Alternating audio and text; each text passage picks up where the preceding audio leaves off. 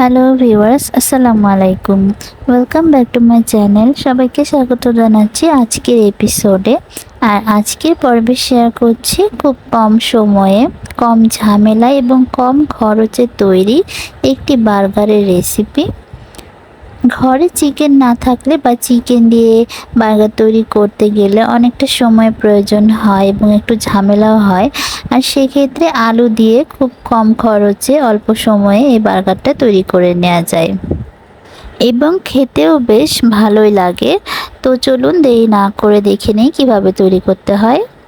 তো আলু টিকা বার্গার তৈরির জন্য এখানে আমি 2টা মিডিয়াম সাইজের আলু সেদ্ধ করে ম্যাশ করে নিয়েছি। আর তার সাথে আমি দিয়ে দিচ্ছি এখানে 3 টেবিল চামচ পরিমাণ পেঁয়াজ কুচি, 3 টেবিল চামচ পরিমাণ কাঁচামরিচ কুচি আর 2 টেবিল চামচ ধনিয়া পাতা কুচি। আর আমি স্বাদ মতো লবণ দিয়ে দিয়েছি।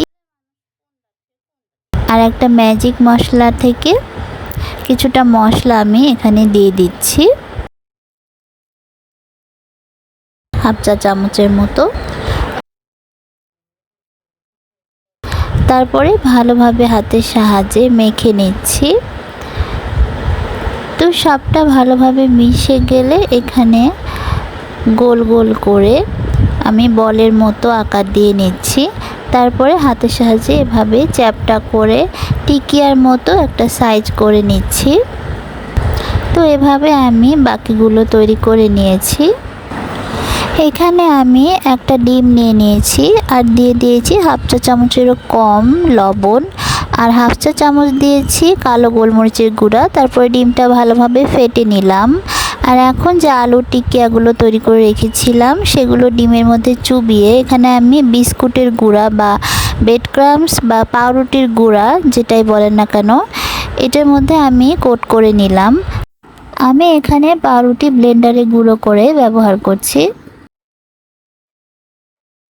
এভাবে আমি সবগুলো তৈরি করে নিয়েছি। আর এখন একটি কড়াইতে আমি সয়াবিন তেল দিয়ে দিয়েছি আর এর মধ্যে আমি টিকিয়াগুলো ভেজে নিব।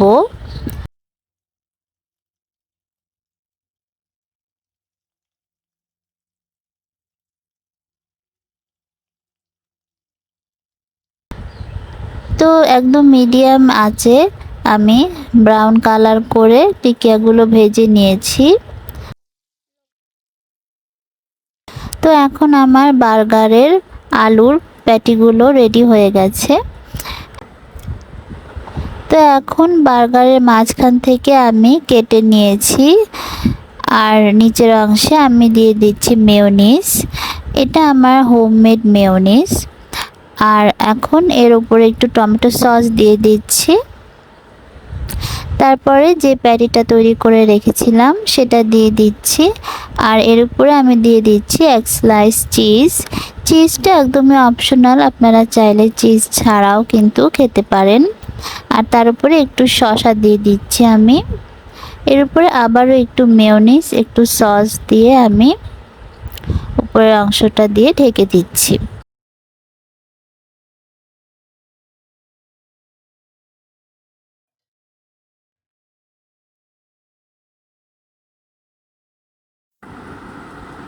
তো একইভাবে আমি আরেকটি বার্গারও তৈরি করে নিয়েছি। তো এখন আমার এই আলুর বার্গারগুলো খাওয়ার জন্য একদমই রেডি। আপনারা চাইলে এই অবস্থায় পুরো বার্গারটা আবারও তাওয়ায় দিয়ে সেঁকে নিতে পারেন, তবে আমি এভাবেই খেয়ে নিব। বিকালের নাস্তায় খুব কম সময়ে ঝটপট এই বার্গারগুলো তৈরি করে নিতে পারবেন। আশা করছি আমার এই ভিডিওটি আপনাদের ভালো লেগেছে। আর ভালো লেগে থাকলে ভিডিওতে প্লিজ একটি লাইক করে দিবেন এবং আপনারা যারা আমার চ্যানেলে নতুন আছেন প্লিজ আমার চ্যানেলটি সাবস্ক্রাইব করে চ্যানেলের পাশেই থাকবেন। সবাই খুব বেশি ভালো থাকবেন। আজকে এখানেই বিদায় নিচ্ছি। আল্লাহ হাফেজ।